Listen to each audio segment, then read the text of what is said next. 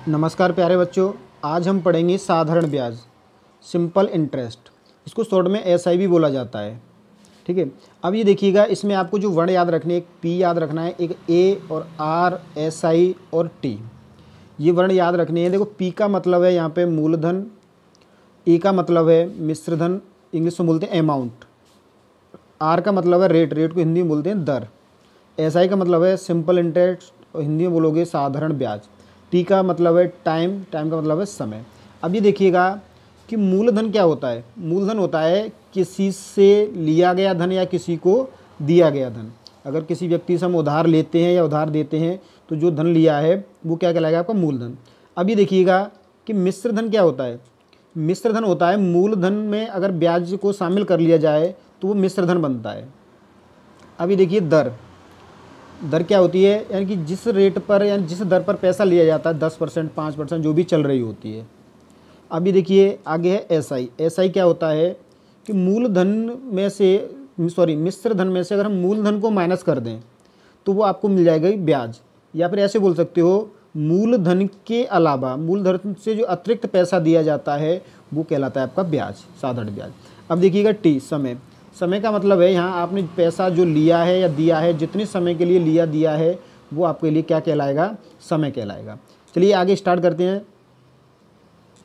अब ये देखिएगा, अगर आपको किसी भी क्वेश्चन में अगर आपको सिंपल इंटरेस्ट निकालना है, साधारण ब्याज निकालना है, तो इसके लिए फॉर्मूला होता है एसआई बराबर P R T, P into R into T बटे 100। इसमें पी आप पहले ही बता चुके हैं क्या है, मूलधन है, आर क्या है, दर है, और टी क्या है, समय है, और परसेंट की वजह से नीचे कितना आ जाता है, 100 आ जाता है। अब ये देखिए, अगर यहाँ से तो आपने ब्याज निकाल ली, अगर आपसे उसने पूछ लिया कि मिश्रधन क्या होगा, तो मिश्रधन क्या होता है, ए बराबर पी प्लस एस आई, यानी मूलधन प्लस ब्याज। अगर आपके पास मूलधन है और ब्याज, अगर आप इन दोनों को ऐड कर देते हो तो आपको मिल जाता है अमाउंट, मिश्रधन। अब देखिए, अगर आपको फॉर्मूला बनाना है तो बनाएंगे कैसे। ए बराबर होता है पी, देखो पी तो अपनी जगह पे है, एस आई की जो वैल्यू है, एस आई की वैल्यू पिछले पढ़ चुके हैं क्या था, पी आर टी बटे 100, तो ये एस आई की जगह पे प्लेस कर दी। अब क्या करोगे, आप यहाँ से पी कॉमन ले लोगे, दोनों में पी कॉमन है तो ये बन जाएगा पी 1 प्लस आर टी बटे 100। तो यहाँ से डायरेक्ट आप अमाउंट निकाल सकते हो, मिश्रधन निकाल सकते हो कि ए बराबर पी 1 प्लस आर टी बटे 100 से। अब ये देखिएगा कि आगे बोल देगा आपसे गुना, गुना बोल दिया, 2 गुना 3 गुना, तो फिर क्या करना है, तो देखो गुना बोलेगा तो वो किसका गुना होता है, मिश्रधन होता है, लेकिन मूलधन का गुना होता है। जैसे अभी हमारे पास मूलधन है 1 रुपये, अगर 2 रुपये हो गए तो बना तो मिश्रधन, लेकिन गुना किसका हुआ, प्रिंसिपल का ही गुना होगा। तो एन का मतलब कितने भी गुना बोल सकता है आपसे, तो ये अमाउंट का काम करेगा। तो एन पी बराबर पी 1 प्लस आर टी बटे 100 होता है। तो यहाँ से क्या होगा, पी से पी कैंसिल आउट हो जाएगा, पी से पी कट जाएगा, तो यहाँ क्या बचेगा एन, ये देखिए 1 इधर प्लस में है तो इधर आके माइनस हो गया, इधर क्या बचा आर टी बटे 100। तो ये फॉर्मूला आपको कब लगाना है, एन माइनस 1 आर टी बटे 100, कि एक बार तो गुना बोल देगा, आपको क्या बोल देगा, एक बार गुना बोल देगा, और आपको रेट और टाइम में से एक दे देगा, दर और समय में से एक दे देगा, दूसरा पूछ लेगा, और क्वेश्चन कुछ भी नहीं बोलेगा आपसे। चलिए आगे देखते हैं। ये फॉर्मूला अभी जो लिखाया था वही है, एन माइनस 1 आर टी बटे 100। अगर क्वेश्चन में आपसे क्या बोल दे कि दर दोनों समान हो जाएं, दर कैसी हो जाए, समान, तो अब ये देखिएगा जो टाइम है आपका, टाइम इधर मल्टीप्लाई कर रहा है तो इधर आके डिवाइड करेगा, तो डिवाइड कर गया, इधर बचेगा आर बटे 100, तो परसेंट में क्या 100 को कन्वर्ट कर दिया परसेंट में, क्योंकि परसेंट की वजह से ही नीचे 100 आता है। अब क्या हुआ कि जो फॉर्मूला बना आपका एन माइनस 1 अपॉन टी बराबर आर। अब क्वेश्चन में आपसे बोल देगा दोनों दर कैसी हैं आपके लिए, समान है। दोनों दर अगर समान है तो फॉर्मूला बन जाएगा, देखो 1 है तो n1 माइनस 1 अपॉन टी1, इधर 2 है तो n2 माइनस 1 अपॉन टी2। ये फॉर्मूला है कि इसमें क्या देगा आपसे, 2 बार गुना बोल देगा, कितनी बार गुना बोलेगा, 2 बार गुना बोलेगा, 2 बार समय देगा आपको, तो ये फॉर्मूला का आपको यूज करना है। चलिए अब क्वेश्चन देखते हैं। देखो पहला क्वेश्चन है आपकी स्क्रीन पे, तो कोई धन साधारण ब्याज की वार्षिक दर से 5 वर्ष में अपने का 3/2 गुना हो जाता है, तो ब्याज की वार्षिक दर कितनी है। तो देखो यहाँ जो बोलेगा, कोई आपको कन्फ्यूज नहीं हो जाना है, अपने का गुना बोलेगा, अपने का गुना, तो आपको फॉर्मूला याद रखना है एन माइनस 1 आर टी बटे 100, क्योंकि जो सिंपल क्वेश्चन है उनको आप आसानी से कर लेते हो। अब यहीं से क्या मोस्ट इंपोर्टेंट क्वेश्चन है, यहीं से एग्जाम में आते हैं। अभी देखिएगा जो गुना बोला है आपको, n की वैल्यू दे रखी है 3/2, तो यहाँ n की जगह पे आप 3/2 रख दोगे, -1 है। r पूछा है और जो आपको समय दिया है, देखिए समय कितना दिया था आपको, 5 वर्ष दिया है समय। समय कितना दिया है, 5 वर्ष समय दिया है। तो हमने क्या किया, यहाँ वैल्यू रखी, तो n की जगह पे तो आपने 3/2 रख दिया, -1 है। r पूछा है, समय दिया था आपको 5, तो 5 रख दिया। 5 से 100 को काटोगे तो 20 बार कट जाएगा। अभी देखिए इधर माइनस करोगे, 3/2 में से 1 माइनस करोगे तो 1/2 बचेगा, 1/2 बचेगा। इधर 5 से इसको काट लिया 20, तो r/20 हो गया। तो ये क्या हो जाएगा, 20 इधर चला जाएगा, तो ये 2r होगा, तो 2 इधर डिवाइड करेगा। तो जब r की वैल्यू निकालोगे, 20 को 2 से भाग दोगे तो 10 आ जाएगा। तो जो दर है वो 10% की है। बात समझ में आई? बस आपको ये याद रखना है, n-1 RT/100। बाकी जो दिया है वो आपको वैल्यू प्लेस करनी है। अब यहाँ क्या था, n की जगह पे आपको 3/2 दिया था, वो आपने 1 माइनस किया, 1/2 बचा।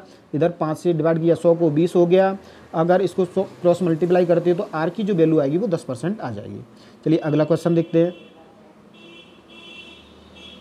तो कोई धन 15 वर्ष में साधारण ब्याज की दर से, कोई धन 15 वर्ष में साधारण ब्याज की दर से अपने का 2 गुना हो जाता है, ब्याज की दर कितनी। देखो फिर यहाँ पे अपने का बोला है, अपने का बोला है जब ही करना है। अगर साधारण ब्याज बोल देगा तो साधारण ब्याज की वैल्यू मानी जाएगी वो। अब फॉर्मूला आपके पास है n-1 RT/100। अब क्या करना है आपको, वैल्यू प्लेस करनी है, वैल्यू प्लेस करिए। तो 2 गुना बोला है तो n की जगह पर 2 में से 1 माइनस करोगे, यहाँ हो जाएगा RT। समय कितना दिया है आपको, 15 वर्ष दिया है। तो 5 से काटोगे 15 को 3 बार, 100 को काटोगे 20 बार। अब इधर कितना बचेगा, 1 बचेगा। तो इधर 1 बचेगा तो ये 20 इधर मल्टीप्लाई कर जाएगा, तो 20 हो जाएगा। 3 जो बचा है वो डिवाइड करेगा, 3 डिवाइड करेगा। अगर आप 20 में 3 से डिवाइड करते हो तो ये हो जाएगा 6 सही 2/3%, 6 सही 2/3%। चलिए अगला क्वेश्चन देखते हैं। तो एक धनराशि 20 वर्ष में अपने की 2 गुनी हो जाती है, वह कितने वर्ष में अपने की 4 गुनी होगी। अब इसमें क्या बोल दिया है, 2 बार गुना दिया है। कितनी बार गुना दिया है, 2 बार गुना दिया है। तो आपके लिए 2 बार गुना दिया है, या समान दर बोल देगा तो क्या आपके पास फॉर्मूला ही है, 2 बार बोलेगा तो यही लगाना पड़ेगा, n1 - 1/t1 n2 - 1/t2। तो देखो पहले जो गुना बोला है आपको 2 बोला है, तो n की जगह पे 2 रख दोगे, 2 रख दिया। दोबारा से सॉरी, पहले जो गुना बोला है 2 बोला है, फिर जो समय दिया है पहले समय यानी 20 वर्ष में 2 गुना। अब बोल रहा है 4 गुना कितने में होगा, तो n2 की वैल्यू हो गई 4, तो 4 में से 1 माइनस करोगे तो 3 बचेगा। यहाँ 2 में से 1 जाएगा तो 1/20 ये हो गया। इधर हो जाएगा आपका 3/t2। क्रॉस मल्टीप्लाई करिए तो इधर बचेगा t2, या 20 30 60। तो यहाँ पर जो t2 की वैल्यू आ जाएगी वो 60 वर्ष होगी। या फिर आप ये बोल सकते हो, कोई धन अगर 20 वर्ष में 2 गुना होता है तो 4 गुना वो होगा, वो 4 गुना होगा, वो कितने वर्ष में हो जाएगा, 60 वर्ष में हो जाएगा। बस ये देखिए क्वेश्चन में 2 बार गुना बोलेगा, 2 बार गुना बोलेगा और 2 बार ही समय देगा। देखिए यहाँ 4 गुना बोल दिया। अब एक कितने समय, दूसरा समय पूछा है, पहला समय दिया है, तो इस कंडीशन में आपको ये वाला फॉर्मूला आपको लगा देना है। चलिए अगला क्वेश्चन देखिए। कोई धन 20 वर्ष में 7 गुना हो जाता है, कोई धनराशि 20 वर्ष में 7 गुनी हो जाती है तो कितनी वर्ष में 13 गुनी होगी, 13 गुनी होगी। तो अब यहाँ पे भी 2 बार गुना बोला है, तो देखिए फॉर्मूला यही रहेगा, वैल्यू पुट करिएगा। पहले 7 गुना हो रहा है तो 7 रख दिया n1 की जगह पे, और कितने वर्ष में हो रहा है, 20 वर्ष में। फिर पूछा है 13 गुना कितने में होगा, तो n2 की जगह पे 13 रख दिया, और t2 पूछा है। तो यहाँ से जो माइनस करोगे तो 6 बचेगा, इधर कितना बचेगा, 12 बचेगा, नीचे t2 हो जाएगा। अब 20 दिया है आपको। अब देखो 6 से काट दोगे इसको 2 बार तो कितना हो जाएगा, 20 दूनी 40। यहाँ t2 की जो वैल्यू आएगी वो 40 वर्ष आएगी। यानी अगर कोई धन 20 वर्ष में 7 गुना हो रहा है तो वो 40 वर्ष में 13 गुना हो जाएगा। चलिए अगला क्वेश्चन देखते हैं।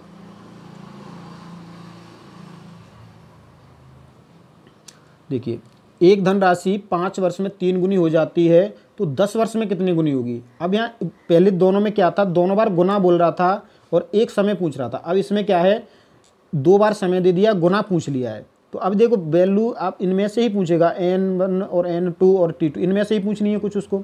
तो अब क्या किया, 5 वर्ष में 3 गुना हो रहा है तो n1 की वैल्यू हो गई 3, 5 वर्ष में तो t1 की वैल्यू कितनी होगी 5। अब n2 आपसे निकलवाने की बात कर रहा है तो n2 को क्या रखा, n2 रखा। जो t2 की वैल्यू है वो 10 है। देखो 5 से 10 को काटोगे तो 2 बार कटेगा, इधर 2 बचेगा। देखिए 3 में से 3 में से अगर आप 1 माइनस करते हो 2, तो 2 इंटू 2 कितना हो जाएगा 4, ये वैल्यू बचेगी n2 माइनस 1 की। तो 1 इधर कैसा है माइनस का है, 1 कैसा है माइनस का है, तो इधर आके प्लस हो जाएगा, जो n2 की वैल्यू आ जाएगी वो 5, यानी कि कितने गुना हो जाएगा 5 गुना हो जाएगा। बात समझ में आई। चलिए आगे क्वेश्चन देखते हैं। देखिए, किसी धन के 7 वर्ष और 10 वर्ष के साधारण ब्याज का अंतर जो है 150 रुपये है। यदि ब्याज की दर 5% है तो वह धनराशि ज्ञात कीजिए। अब यहाँ देखिएगा जो अंतर आया है साधारण ब्याज में, जो अंतर आया है देखो परसेंट बराबर है, अंतर आ रहा है वो सिर्फ समय की वजह से आ रहा है। एक जगह ब्याज लगा हुआ 7 वर्ष का, एक जगह ब्याज लगा हुआ 10 वर्ष का। तो इस कंडीशन में आप क्या करोगे, समय में अंतर कर लोगे, क्योंकि अंतर बोला है तो समय के अंतर की वजह से ही जो साधारण ब्याज है उसमें अंतर आया है। फॉर्मूला आपको ये लगाना है SI बराबर PRT/100। अब क्या किया आपने, SI जो था 150 है, P पूछा है, जो यहाँ पे दर दी थी वो 5 है, समय में जो अंतर आया है वो 3 है, तो SI बराबर PRT/100 लगा दिया। अब ये देखिए ये हो जाएगा 5 × 15, 15 से 150 को काटोगे 10 बार कट जाएगा, 10 का मल्टीप्लाई अगर आप 100 से करते हो तो जो P की वैल्यू आ जाएगी या मूलधन जो आ जाएगा वो आएगा आपका 1000। बात समझ में आई है। तो ये क्वेश्चन मोस्ट इंपॉर्टेंट क्वेश्चन है, आप किसी भी एग्जाम में जा रहे हो तो ये वीडियो को ज़रूर देखिएगा, और जो सिंपल क्वेश्चन है उनको आप आसानी से कर लेते हो। अगर कोई भी दिक्कत होती है तो कमेंट करके बताइएगा कि इस टाइप के क्वेश्चन में दिक्कत है, तो उनको भी सॉल्व करके आपको वीडियो बना दी जाएगी। ठीक है, थैंक यू।